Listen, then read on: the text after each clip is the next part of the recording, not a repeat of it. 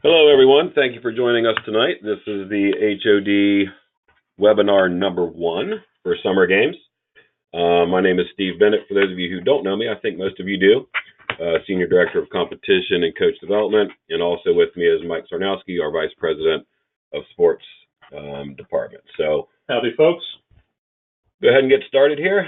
Basically, I just want to go over the agenda. And again, just to remind everyone, if this is one of your first webinars, it will be recorded, and we will post the recording of the webinar as well as share all the slides with you and the link to those. So just know that this information will be shared with you, so you don't need to write everything down word for word. But if you want to take notes, you're more than welcome to do so.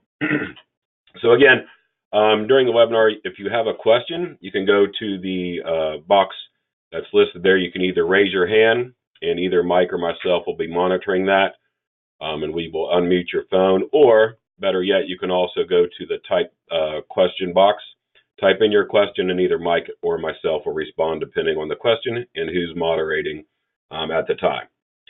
So again, basic agenda. Welcome everyone, as we just did.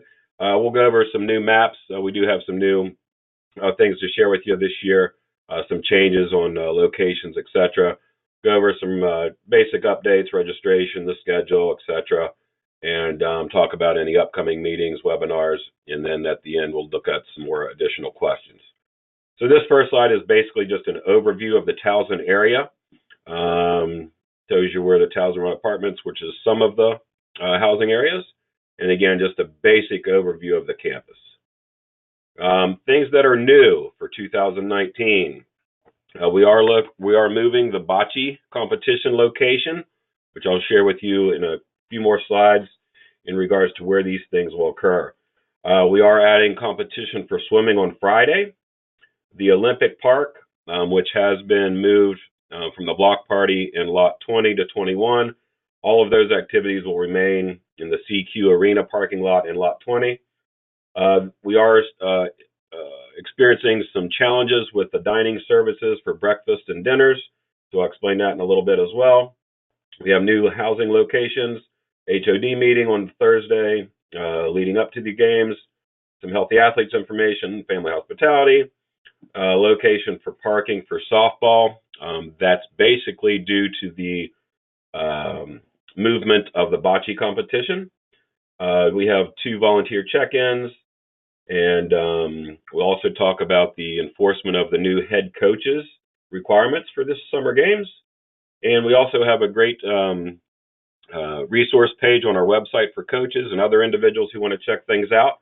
We started using that at winter games and also through basketball. So we'll talk about those as well.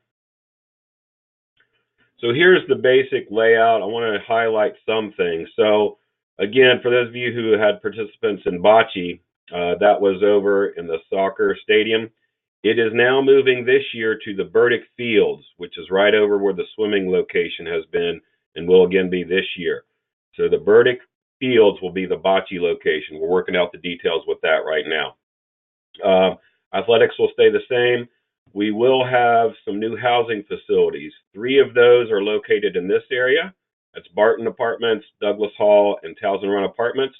We do not have any of the regular towers this year, but we will have the Residence Tower, which is located over by the Towson Town Boulevard parking garage and somewhat close to the Burdick swimming competition venue. For HODs, we will have the same check-in location as in the past in the Union on the 2nd floor. However, they have redesigned that building. So we're looking at the dining locations for breakfast and dinner will be in the Union. And we're also looking at potentially other locations. The reason for that is they're doing major construction and there's very limited capacity. So we'll have some details for you later. But we will be doing shifts for those meals as well. As I mentioned earlier, the Olympic Park and block party and dinner on Saturday and all those activities will be in lot 20. That's the CQ Arena parking lot. And we had moved that stuff in the past couple years up to lot 21 at Towson Center. It will all remain in lot 20 this coming summer games. So lot 21 will be open for additional parking. And so you can either park in lot 19 for softball, and we'll have shuttles coming up to do a loop around here to let you off there for those playing on campus. And this will also open up some parking areas, especially on Friday for the cheerleading competition. Again, softball will be off-site most of the time. Individual skills will be off-site. There will be some games held on-site. As I mentioned, we're looking at new family hospitality areas. One of those will be located in the overlook at the stadium, where it has been a couple years ago. Kind of like a patio area, open floor. We'll have some, or open air. We'll have some tents overlooking the track. We're looking at another one that will be over in this area, which is right by the Towson Town parking garage, that will service both swimming as well as bocce. So families can come into this area. There's a nice tiger statue. So we'll have tents there for volunteer check-in as well as for families. I think those are the highlights there. So, and again, we're going to go pretty quick. We've got a lot of material to cover, so we're not going to get into a lot of detail on things. But again, if you have questions, let us know. Again, just an overview of showing you where Cockeysville Middle School is for the softball offsite competition. And I mentioned that the individual skills competition will take place there again this year. Just a reminder, we hit this at every event and every coach's webinar as well, but no athlete or volunteer can participate in any manner unless they have all their medicals and proper paperwork and applications in place. And that starts at the first day of practice. If the medicals aren't in place, they shouldn't be participating whatsoever. So there's no exceptions to that. And I think you guys know, most of you guys are your area leadership. So always, if you're not, if you're a volunteer HOD or something like that, always check with your area leadership. They have the information on the paperwork. And if there's any questions, always ask them to make sure that everyone's in compliance so that no issues do arise. Registration process and update. At this time, I'm going to hand this over to Mike to talk about some of these registration processes and deadlines. Sure, thanks, Steve. So the here, not much major change until we get towards the bottom. But all training registrations, that registration date is the 25th of April, which is 2 weeks from tonight. That's the date by which you need to have everybody who's participating in your training program into GMS. And there's on the next page, we're not going to, or next slide, we'll see in a second. There's a nice summary there. But if they're not in by the 25th of April, they won't be eligible to participate in summer games. We still do need to get them entered, though. Then any outstanding forms that you have not submitted to us by that date are due by May 6th. And anyone who does not have at headquarters by May 6th a medical that is valid through summer games through June 9th for athletes, or for volunteers and coaches, their volunteer application, their protective behaviors, their concussion, and new this year for coaches, there's the appropriate sport certification, all valid through June is necessary to us by the 6th. As is noted there in that the third bullet, again, the sport certification requirement is in place now for summer games. And in order to bring a team, whether we're talking a softball team or for each individual team there, or your cheerleading team, as well as a group of swimmers and such, you must have a certified head coach who's met all the requirements in by May 6th.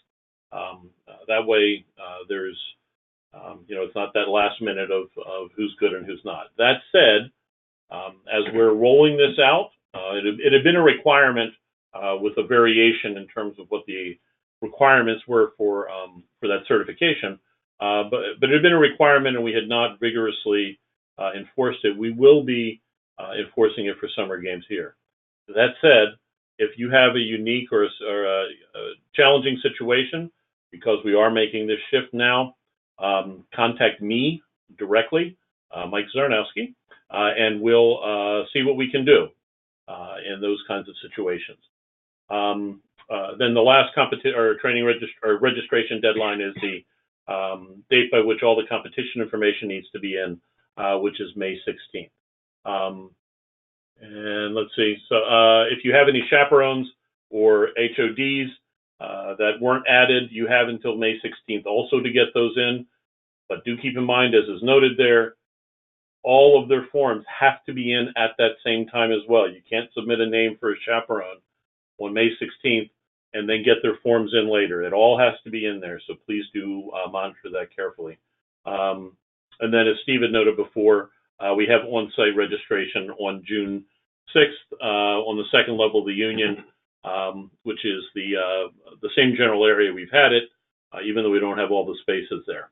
And here's the summary slide that you can share. This same information was shared with each of the in each of the sport coach or the sport preseason webinars.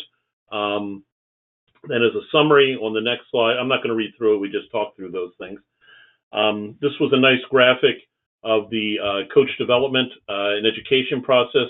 Thank you, Janet Larimore, for putting that together based on the information that we had already provided. This is available on the coach resource page or section of the SOMD website, as well as all the detail on courses and such that folks can take. We had a great influx of folks completing courses. We actually had, in the first 3 months of this year, as many people or as many courses completed as we had in all of last year. So that was a nice uptick, and I think we're in pretty good shape there. We have also posted, if you're not sure what your the status of any of your folks is, on the coach resource page under the coach education section, there's an updated roster of all of the courses that folks have taken, as well as their certification status. It was just updated yesterday, so that's up there and live. And we'll do another update sometime towards the end of next week. So we have that, and we'll continue to do that. Going forward, we'll update it at least once a month. With the registration process for fees and such, these have not changed since last year. The standard registration fee for any delegation member staying overnight is $65, and that and it is a fee. It's not something to cover the cost of housing. It does cover roughly half of that cost, actually maybe a little bit less than half this year because our housing costs have gone up. So that's the standard fee for any overnight delegation members. For day of delegation members, we're happy again to be able to not charge anything as long as they're within the 3-to-1 ratio. For those of you who aren't familiar, it's explained there. The standard ratio for Special Olympics is that it's one supervisory person for every 4 athletes that's there. We give you to a 3-to-1 ratio to give you some flexibility for those athletes who need a little bit more supervision. But if you go above that 3-to-1 ratio, there is a charge as an additional fee. And I can't tell you that we actually can handle that for overnight folks, because for every additional person that you want to bring there, that quite literally means an athlete who is not going to get to stay overnight from either your delegation or another delegation. But there is the additional fee. If somehow something slips through on that, that's $128 for overnight folks. And if there's above, for the day of, if they're above the 3-to-1 ratio, it's $16 per person. It's a flat fee, and that's what we'll charge. With scratches, you can scratch folks ahead of time and actually by that competition registration deadline of I think it was May 23rd, if I remember correctly. You can go ahead and delete anybody who's not actually attending summer games. After that time, you have until Monday noon on Monday, June 3rd, to let us know of any additional scratches. After that time, your county will be charged based on whoever you have at that point in your delegation. And again, you have the fees there that are just repeated. And I don't see any questions. So back to you, Steve. Thank you, Mike. Hopefully everyone on the phone and attending tonight is familiar with the incident and accident report. So we always tell coaches as well as all leadership to make sure you have a copy of that anywhere you go, whether you're traveling, at practice, or at the event itself, and just make sure that that is filled out properly from an insurance and caregiver position, so that we can make sure everyone's covered. So this is an example of that form. If you're not familiar with it and you're not a county director, please make sure that you get a copy from them to keep with you while you're traveling and at the events. Code of conduct. Again, I'm not going to read through all this in the interest of time. Hopefully everyone's familiar with this, but basically we don't want to have an issue with coaches, family members, spectators, anyone in regards to obviously abuse with athletes, foul language, disrespectful to the officials, staff members, Towson University, which we'll address in a second on another topic.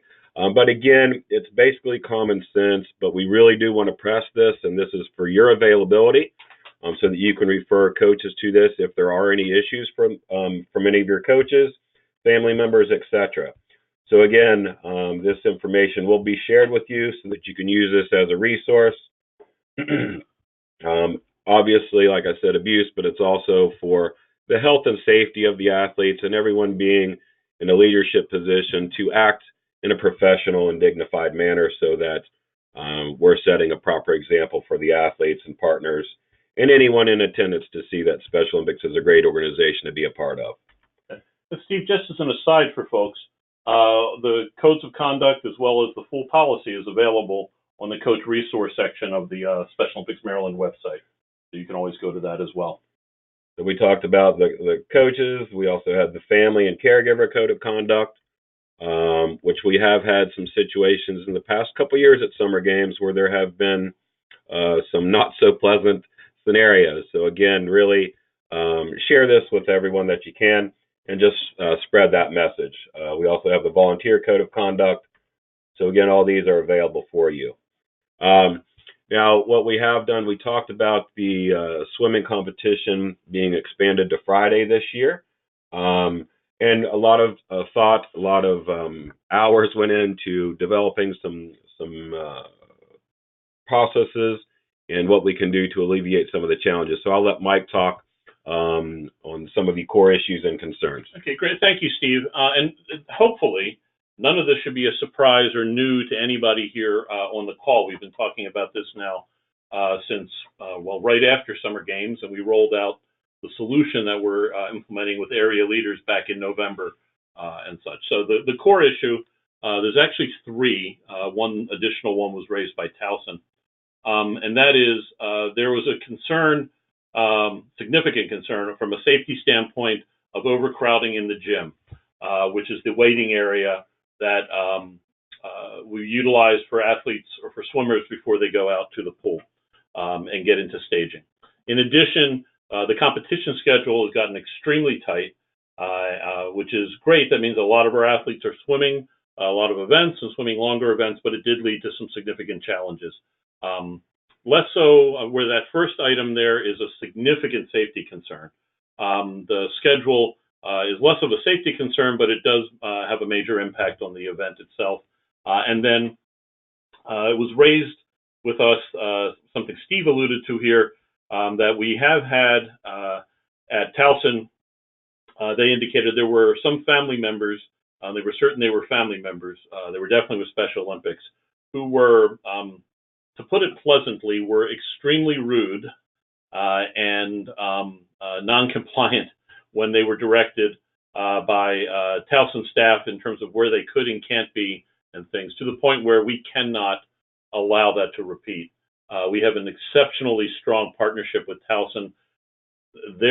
What their staff does makes summer games happen and makes the success that we've had it there. So bottom line is we will be monitoring that. We'll have some security staff also there at swimming to help with this, but we need you to get word out. We're looking at also sending stuff directly to all the family members, not in a riot act type of thing, but as in advance of summer games, but to all the swimming families to advise them on the need and for their support.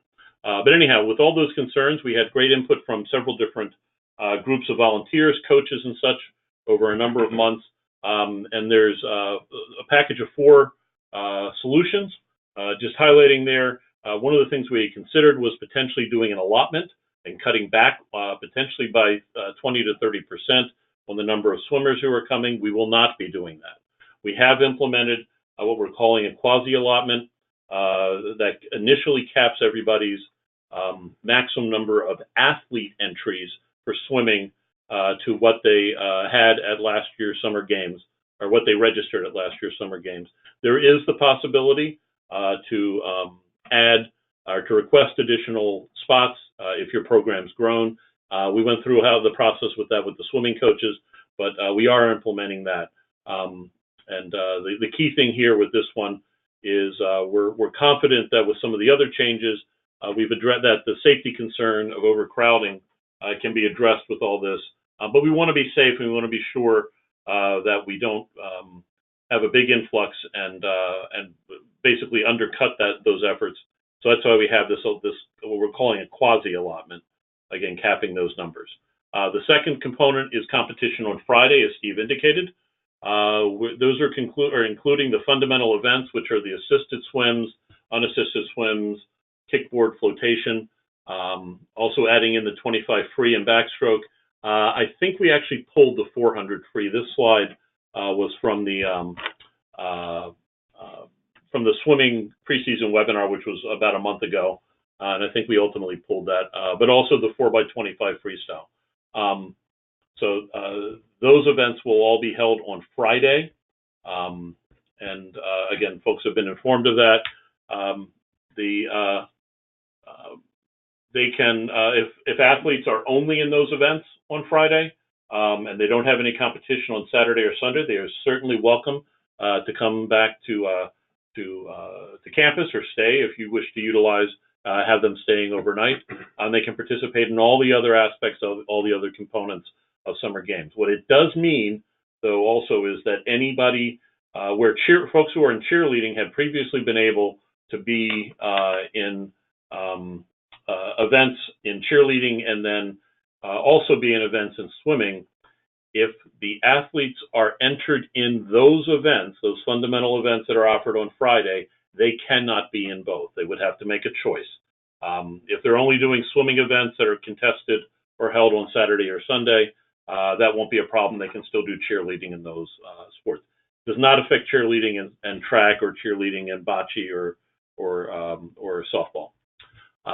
Then we have gone through a major reconfiguration of the schedule on Saturday and Sunday, looked at it from every which way you can possibly imagine, and settled on actually crunching out numbers and have settled on our new schedule. The coaches have that. It was shared with them a month ago.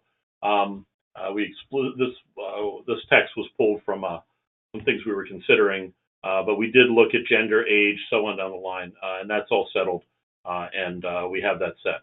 And then finally, we are changing how we utilize the space. We have access to 4 or 5 classrooms, which are on an adjoining hallway at Burdick, and those will be assigned based on requests and the size of the delegation.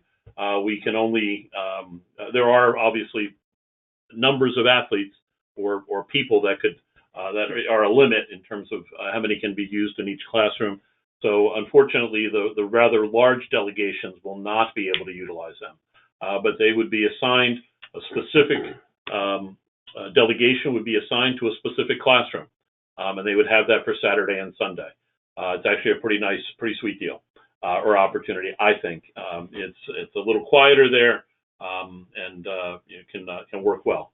Actually, can you back up for a second? There's one other thing with that. So there's the use of those rooms. In addition, we will have marked assigned space in the large gym. So rather than the free-for-all and people not being able to walk through there because there's no aisle and people are just taking over space, we'll have that.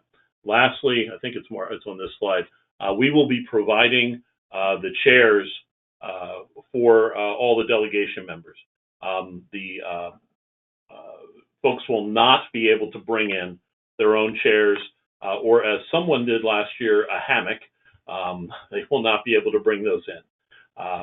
Part of that also is because it cost us $1,000 to replace a tarp because it got torn based on chairs and folks that folks were bringing in.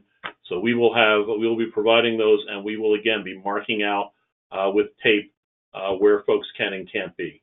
The option there that's listed about having the waiting areas only for delegation members, we do not have to implement that this year, although it was extremely effective at the USA Games and had a lot of benefits. We've elected not to operate that or implement that for our summer games for this year. And then some additional items that are there. We are looking at, this is not 100% firm, but we're looking at potentially having some live streaming of competition, either Facebook Live or something similar. So folks, because we do have, in addition to a capacity issue in the gym for waiting, there's a significant capacity issue in terms of space for spectators in the bleachers or in the stands looking at the gym, or looking at the pool rather.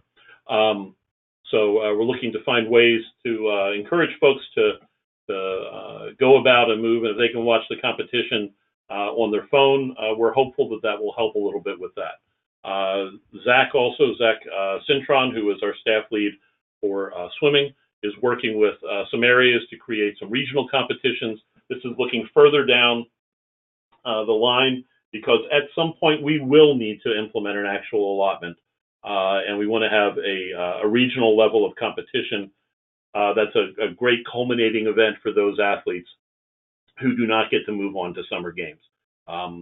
So that's underway. And again, I mentioned that we'll have paid security where necessary.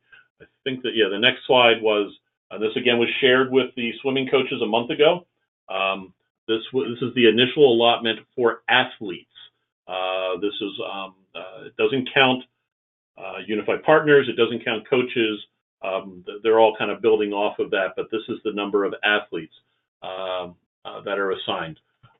Again, if you have a need for additional spots for this, we probably can work with you. I'm not sure if we put it in here, but in the memo that went out to the coaches, we need to have any of your requests in before May 1. We'll look at making the decisions right after that and make them for everybody at once based on those requests. That way we can look at all the requests and not do them piecemeal and such. So again, this was all covered with the with your coaches, and I know it's a lot of change, and change can be hard, but we think this will really work out well for the overall competition. That said, go for. I'm sorry. If you could back up just one other thing to note with this: if we will be checking the allotments or the number of swimmers who are entered. So if you haven't requested additional slots, or even more importantly, if we haven't given you the additional slots, hopefully we can accommodate most requests. But if you enter athletes that are above that number, you will be getting a note of who do you want us to cut. And if we don't hear back from you, then we may just have to cut them randomly from your delegation, and they will be cut and not restored. So please do pay attention to that. But again, I encourage you, ask for the additional slots. We believe, unless we get a ridiculous number of requests, we believe we can probably handle all of the requests that we'll likely get for that. So again, can't guarantee it, but we're pretty confident that that we can handle those additional requests. Steve, back to you. Thank you, Mike. And again, this is the basic overview of the schedule for the games. As you all know, things are tentative until the games actually start, and everything will be finalized from a schedule perspective on Monday, the 10th. But all joking aside, Thursday, June 6th, the delegation registration, as we mentioned, same as it has been in the previous years, University Union, second floor in the lobby from 2 to 6. At that time, that's where you'll come in, get your housing information, hopefully receive all of your T-shirts for your delegation members for the opening ceremony parade. Here's one change. Typically, in the past, we have gone from that lobby space in the second floor, gone straight back to the room that has at the end of that hallway. That is no longer available to us. We will be going up to the 3rd floor in the Chesapeake room for our HOD meeting. So again, that is a change to make you aware of. Again, Friday we talked about no change in cheerleading competition. One thing to point out, lunches for delegation members, or you're on your own on Friday, other than the cheerleading individuals. That is for officially registered delegation members that participate in cheerleading. So anybody else who's showing up Friday to participate or to watch as a spectator or whatever else, realize or make them aware that they are on their own for lunch. And Steve, just so folks are, I'm sure folks are wondering, why are we providing lunch to cheerleaders and not to the swimmers on Friday? It's because the cheerleading competition itself straddles or goes on over a lunchtime period. Swimming on Friday isn't going to start until 1 o'clock, which is after when folks could get their lunch for that. So that's the rationale for that. So dinner on Friday, leading up to the opening ceremony, that will be in the same place in the Susquehanna Dining Hall, which is there in the University Union area. With that being said, we're going to have to look at shifts this year because of construction going on in the Union. We only have about half of the space that we typically have for dining services purposes for both breakfast and dinner times. So with that being said, just we're developing those shifts right now, and also working with Towson on some potential alternative locations, which are right in that same area. But again, those are things we're working on at this time. As I mentioned, both the block party in Olympic Park on Friday and Saturday will be in lot 20, which is the CQ parking lot. And we'll send out some information in regards to coaches meetings. The staging for the athlete parade will again be in lot 20 in the CQ lot, starting around 6:30, and then proceeding right into the opening ceremony. So again, we'll work with the buses and transportation to get everyone in and out leading up, and then departing after the opening ceremony. Saturday, basically the same schedule as you've seen in the past, with the exception of where the bocce competition is located, which again is at Burdick Fields. So again, not much has changed here. One other thing we are incorporating is a few of the healthy athlete stations. Right now, Jeff Abel from our office is working with his counterparts to determine the exact times and locations in which stations will be offered at the different locations. The HOD meeting for you guys on Saturday evening, we have had that in the United Stadium near the Control Center location in one of the classrooms. We're looking to do that again. If anything changes, obviously you'll be notified. The Olympic Park and Dance, like I said, and dinner on Saturday, we're looking to do that in lot 20 as well, with our rain plan and inclement weather plan to potentially move into the Towson Center if need be. Sunday, again, the shifts for breakfast, competition, and again, the family hospitality be at the competition venues. I mentioned the one will be shared for both bocce and swimming. One will be at athletics, and then they're working on having a potential location out at the off-site softball. Talked about the block party in Olympic Park, the opening ceremony. All of this information is there. If you've never been to Olympic Park or block party, it's pretty cool atmosphere. We're working on some of the entertainment at this time, and the dance and everything on Saturday, etc. So, as I mentioned, the inclement weather plan moved from the block party in lot 20 to inside Towson Center. That would also be our rain plan if there's anything going on Friday evening leading up to opening ceremonies.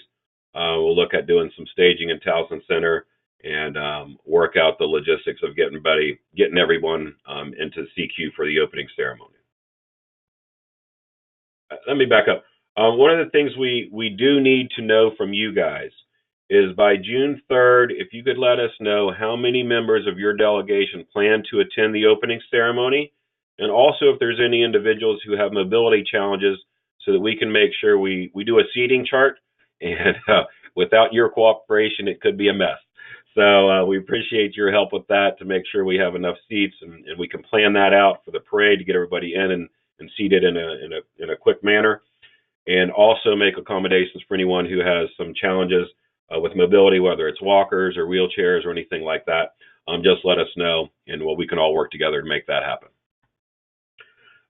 With some of the changes, George Herganon from our office is working with Towson University and the Transportation Department, working on those bus schedules and getting those in line. So we do not have all of those details figured out at this point, but we will be sharing those with you once we get that information.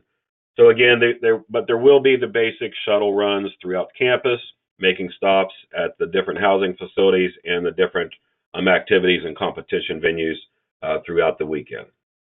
One of the things is Towson does allow for anyone to stand in the buses and the shuttles while you're on campus, but anybody going off campus must be in their seats, and no standing on any bus or shuttle that travels from the campus out to Cockeysville for softball. Again, for opening ceremony, we'll get everyone there using the shuttles. At the end of the opening ceremony, they'll all be dropped off there in lot 20 at the CQ lot.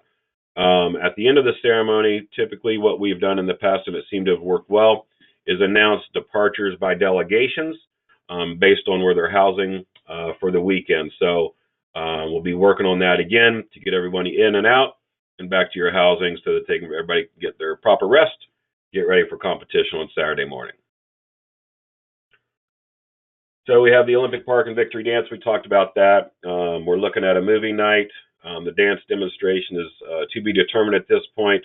We need to talk with some individuals regarding that, as there are some challenges with that from where it has been in the past and what's available.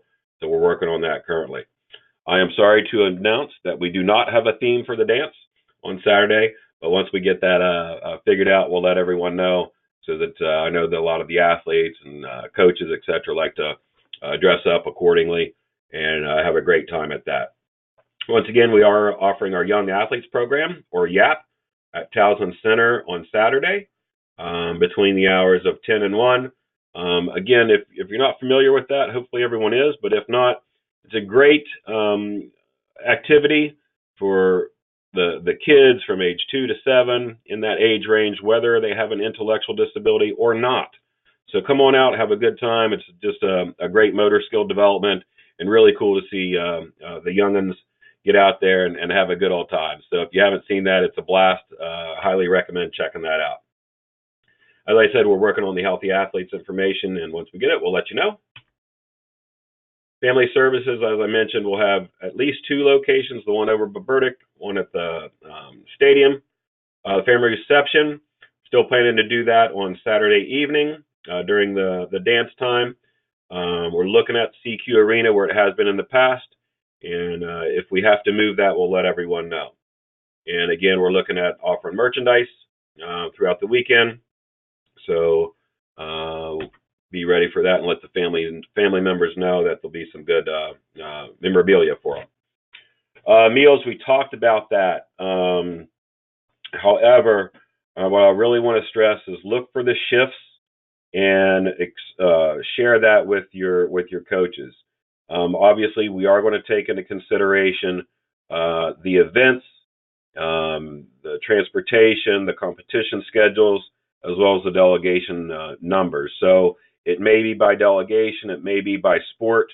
So just be prepared when that information comes out to disseminate that out to all of your attendees. The one thing that we do not think we'll be able to do this year at all, we are currently looking at opportunities to bring in food vendors and some concessions that will be offered potentially from Towson. However, in the past, we have allowed, because of the space restrictions that we have this year, in the past, we've allowed family members and other spectators to purchase meals at the Susquehanna dining area. This year, that will not be the case, again, because of the construction going on and the space restrictions. So it is not anticipated that anybody other than individuals that have credentials on will be able to participate in the meals Friday dinner. Saturday and Sunday breakfast at the Susquehanna dining area. Control center will be the same it has been in the past at the stadium and the Minigan room. And we talked about the registration for you guys, the housing facilities. Jane Dunn will be working with you guys as she has in the past, one of our lead volunteers, in regards to putting people in beds and assigning the housing. Steve, are you saying she's going to put everybody? She's not going to tuck everyone in at night, no. Okay. But she will be putting assignments so that you and everyone else can tuck yourselves in. But we will be sending out in the next week, no later than that, an initial request of how many beds each delegation would like, and then we do a percentage based on the allotments, etc., for housing purposes. Again, we hope to accommodate everyone. That's not always going to be the case. So just be thinking about this right now and getting all of your housing requests in, having that ready so that when I send that out, that you can return that immediately. And see, just to make sure everybody's clear on this, because we have some variations with things. So there will be a cap or a limit in terms of how many people we can house. That's been typical. There is currently a cap in terms of the number of swimming athletes, although you can request additional slots. There are no caps for any of the other sports in terms of the number of athletes. So don't want anybody walking away with any mixed messages there. No limits on the number of track athletes, no limits on the number of softball, bocce, or cheerleading, and such. Just on that initial allotment for swimmers, and of course, as Steve indicated here, on housing space. Okay. Thank you, Mike. Not that it has happened here, but it has happened in previous Special Olympics events, not necessarily here in Maryland, but just so you know, in the past events, people have snuck other people in. We do not anticipate or think anyone here will do that. However, if that does happen, that whole delegation will not be eligible for on-campus housing next year. So no one wants that to happen, so just monitor your delegation to make sure that's not taking place. And again, I'll speak for Jane and Towson University. Make sure you keep track of all your keys. Return those to the desk upon your departure on Sunday. Again, or well, not again, but the Summer Games event guide, we're putting the final details together on that. Once we have that, we will distribute that, as well as have it uploaded on our coaches resource page, which is listed here. Again, there's a lot of great information, as Mike had mentioned, on the resources page for the coaches. It's available to anyone. You don't need a password or a sign-in or access code or anything like that. It's live and open to the public. So really drive people there. There's a lot of great information going up on those sites. Yeah. And as an aside, one of the things that we are working to do, we had some success at Winter Games, better success at basketball in posting the results on the site throughout the games. They're not going to be live, if somebody crosses the finish line and the results are there, but periodically throughout the games, we'll have uploads of the results for the various sports there. So that's a nice way to get folks to be able to have that information, and you can have it in your hands a lot quicker than before. Again, it worked pretty well for basketball, and so we're looking at that for here. Hopefully, you'll find that as an additional nice service. And the way that the resources pages are set up, they're pretty basic, which makes them very well suited for using or utilizing on your phone and such. I wish I could say that we did that on purpose, but we did it so we get it live, and then we've gotten a lot of feedback from folks that it is much easier on the phone. So we'll take credit for it, but it was more happenstance than design. Great. Thank you, Mike. Again, we'll have medical personnel at all the competition venues and throughout the summer games, but remind coaches, athletes, family members, yourselves. I know we always have to remind our games management leadership, as well as the staff, as well as Towson staff, drink water, stay hydrated, use sunscreen, protect yourself, and obviously as part of the code of conduct for coaches, to take care of the athletes and unified partners and anyone in their supervision. But The one thing I will stress here is with the movement of bocce from the soccer fields to the turf field at Verdict. For family members, there will be some very small spaces where they can bring a little pop-up tent here and there in their own chairs. They will not be able to take anything onto the field of play or on the turf. So I strongly suggest, as it can be hot, bring umbrellas, something of that to protect themselves from the heat and the sun. And if we are able to bring out some spectator areas on the fields themselves, no liquid is allowed on the turf for bocce other than water. So we're not going to allow any coolers, anything like that, nor is there allowance for any food items. I have a very great field there. They're allowing us to use it. We want to protect it and respect their rules. So again, for any family members or your coaches for bocce, I highly suggest sunscreen, and also remind them to hydrate. As on a turf field, it can be a little hotter than the normal as you're walking around campus.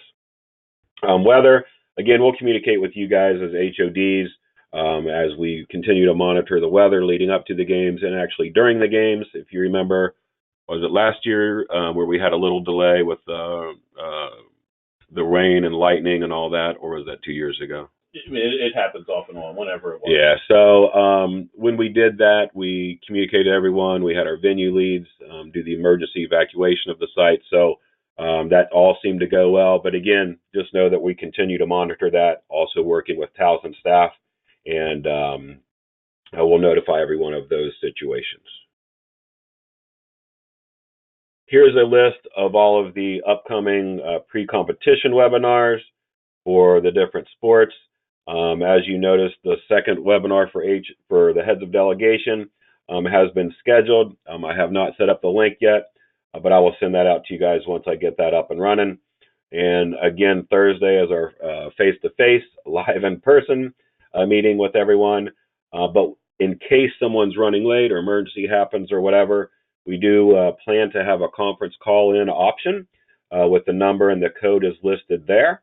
Again, a reminder, that meeting on Thursday, June 6th, we'll give you a reminder when you check in as well with your registration and housing, but it will be upstairs, which there is an elevator. Again, right now we're working on how we get our shirts delivered to you guys to help out with that process so you can get them back, get them organized, however you guys distribute them out to your attendees. Actually, Steve, that reminds me of one other thing, because we know a number of areas utilize golf carts and such. Just a heads up, we'll do our best before the next webinar on the 29th.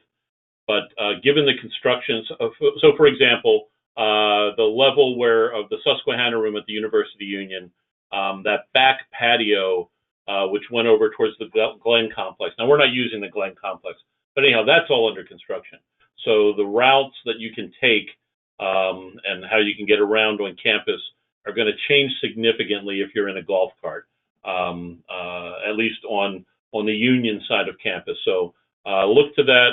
I still think for those of you who find the golf carts helpful, they'd still probably be useful, but I just want to be candid and upfront with you that you won't be able to get around to exactly the same spaces or the same routes as you have in the past, and we'll get you more information as we get closer to that.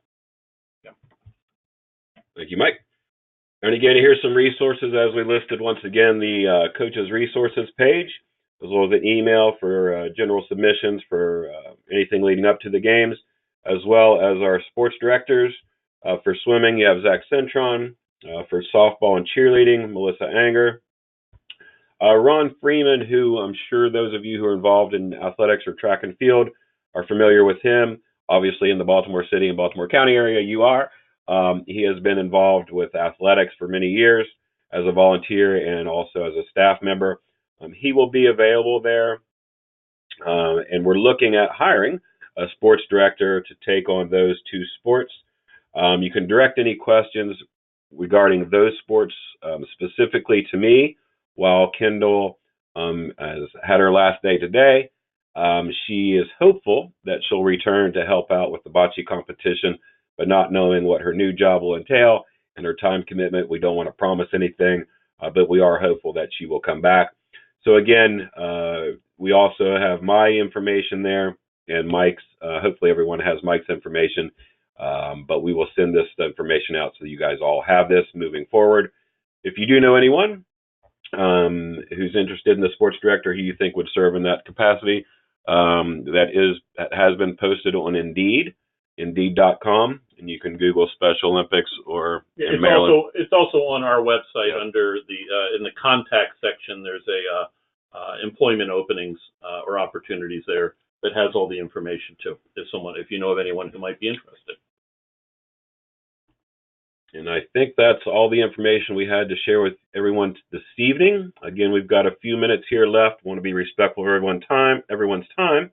Don't know if we have any questions coming up right now, but while we give people a chance to type in or ask any questions, one thing we always want to recognize is, as heads of delegation and athlete or as area county leaders, we appreciate all of the hard work that you guys have put in leading up to this time, and you will continue to put in leading up to the summer games, after the summer games, throughout the year, getting all of your coaches up and certified, helping them get the athletes and partners trained and competitions, showcasing their skills and working with the family members. And obviously without you guys and your leadership, Special Olympics doesn't happen. So really want to acknowledge and thank you for everything you've done and continue to do for the athletes in the movement, especially here in Maryland. Okay.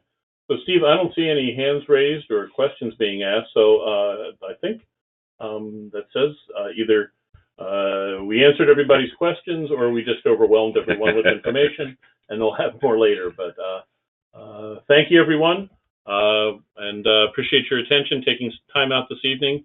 And we'll look forward to seeing you at a competition this season. And of course at summer games. Thanks. And in the meantime, anybody has any questions, never hesitate to reach out to us. We're here to help. Thank you very much and have a good evening.